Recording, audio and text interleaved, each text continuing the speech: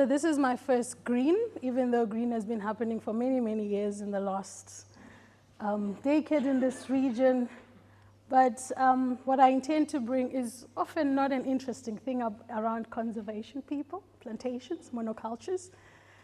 But I also think we are at a time in the Southern Cape where we need to start talking about or start a conservation around socio-ecological systems, the science that you guys have, what we know, and how we can apply that to this transformed production system, which is plantation forest. So this comes from just my hallucinations, and my colleague, Dr. Malchus, is like, oh, we can probably explore that. Let's go present it at GRIN. So if it doesn't make sense, I'll just skip back to managing trees for money, but I will not do that. Okay, so why am I here? I think if you just walk out on the deck when we're having tea, you can see these green spots, right? It's either wattle or pine, not necessarily gum in this area, but plantation forestry in this region is really in a mosaic of a landscape. So we've got conservation, agriculture, residential, we've got the marine protected areas that some of you have heard this morning. And fortunately or unfortunately, this region also, at some point, I'll show the timeline now, there was a decision to exit plantation forestry. So this was in the year 2000. And 24 years later, half of those areas have been recommissioned to plantation forestry. And my thinking is that when we think how people make decisions, if it's in silos, we then forward one objective. At that point, it was economic, but was it the only reason to exit? And why now are we suddenly recommissioning it? The recommission happened a long time ago, but only a couple of months ago, the management has started again. Okay, so the goal of our exploration is to say, is there utility in Ostrom's framework? Can we apply it? Because these are going to be replanted to introduce species again. Can we apply Ostrom's framework? And I think it's nice to show you this, because this talks about where plantation forests are in South Africa. And we're right here at the bottom. So in the bigger scheme of things, the Southern Cape plantation forests are not very important from a plantation forestry economic point of view. I mean, the GDP is mostly sitting in Mpumalanga and KZN. However, they are here. And they are here because the unique products that they provide cannot happen in Mpumalanga and KZN. And what I have here is a general landscape in forestry in South Africa, plantation. This is not in the Southern Cape. The scale is not there, but you can view for a very long distance just plantations. We don't see that in the Southern Cape. This is what we see in the Southern Cape.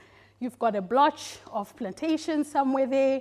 You've got the marine protected areas. You've got residential. You've got golf estates. You've got people. There's a lot going on, if I may say it as the Gen Z people say. There's a lot going on. So if we go to this area, I guess we can apply a socio-ecological system, but it's quite monotonous, I might say.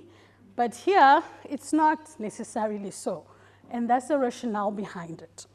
So this is a timeline, and I think a timeline is good to see. So this is where the decision happened in the year 2000. Exit 44,000 hectares. 29,000 of those, which is a majority, is in the Southern Cape, okay? And at that point, this was, again, 20 years after the economy of the Southern Cape was mostly held by plantation forests. So in the 1980s, you had plantation forests holding this economy. That has changed, and that's nice because people are dynamic. And then in 2005, after a lot of discussions, post-stakeholder engagement instead of pre, they said, well, I think we must retain some of that. We must take back some of that land. And 10,000 back to the Western Cape, which is the majority, which was exited anyway, and 20,000 hectares in the Southern Cape. And the VCON report, some of you would know about it, in 2006, said, okay, we have to have 14,510 hectares going back to plantations in the Southern Cape. Nothing happened from 2007 to 2022. The wattles are coming in. No one is managing the land. The landscape is transforming. It's always conflict. And last year, the DFFE then held the tender process and said, oh, the 15,000, it now has to be managed. But a priority is that we need to involve community. We need participatory-based management. We need to understand what are the needs in that area before we just go as business as usual. But foresters don't think that way all the time. We are very good at conserving the spaces within our boundaries of plantations, but once it's outside, well, we'll deal with the fire when it comes on the gate, isn't it?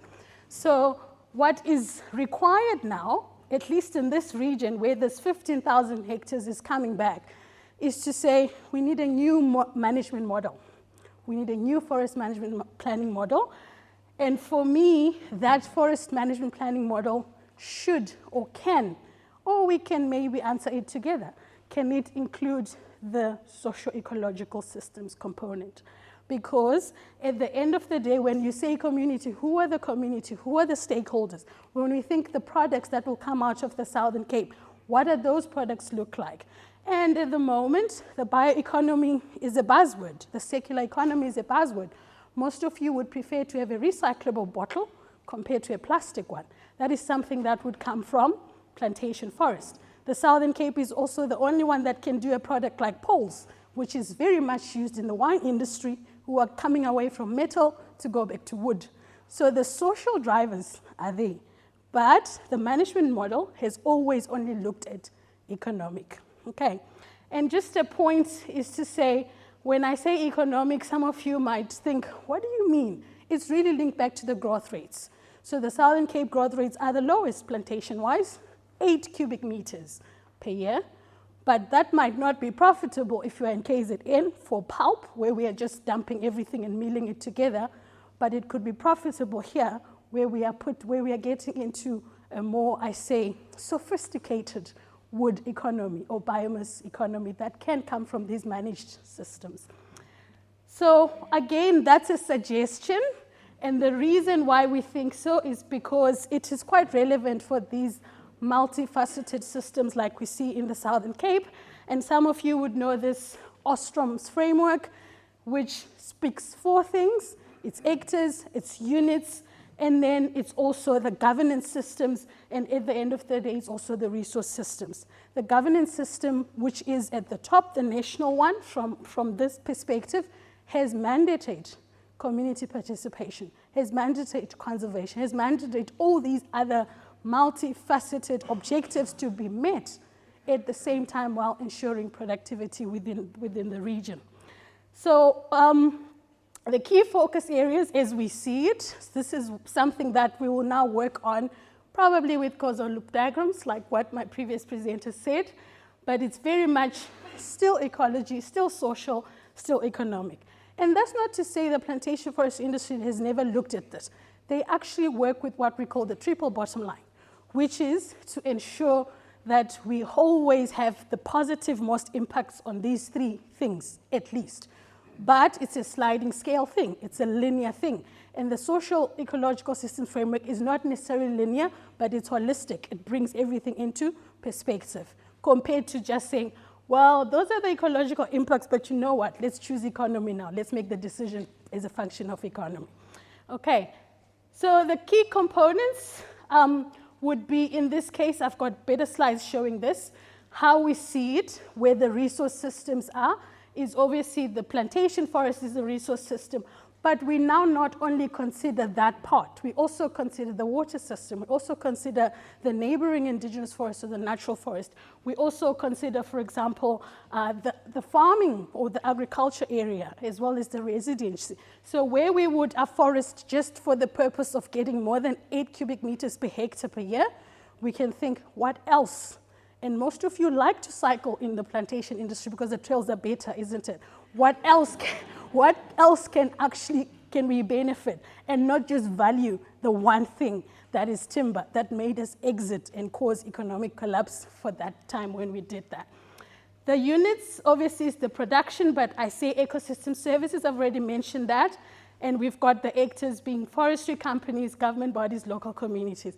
Another thing why this is more applicable here is people have started talking at least 10 years ago. I've been here a long time ago. I just hang out with you guys. That's why I know these things. And people like to, they almost collaborate on this if there is an ask. So that's why it would definitely work.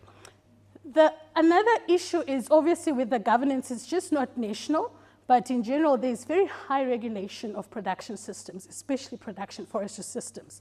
And that would also be something that we will need to check. How does that influence? How does the tourism industry, which is quite huge in this garden route area, how is it impacted, for example, by the international policies? Does a person check on the back of their milk box where they are, whether the milk box was made from certified timber or not?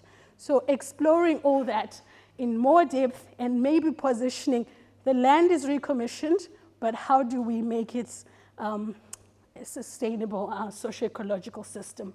So at the end of the day, I think I'm going to move to this one, is to say the example where this can be applied is prioritizing the recommissioned areas as a function of many things. It could be restoration, it could be the social needs, it could be the economic viability, and not going to just saying, well, these are the impacts, but at this point we choose this one factor. And in conclusion, I can say that I see this as working, and to present it here was really brave because it might actually not be working. But you tell me if it works or not, and I'm really willing to work with my colleague to carry on exploring this conversation. Thank you.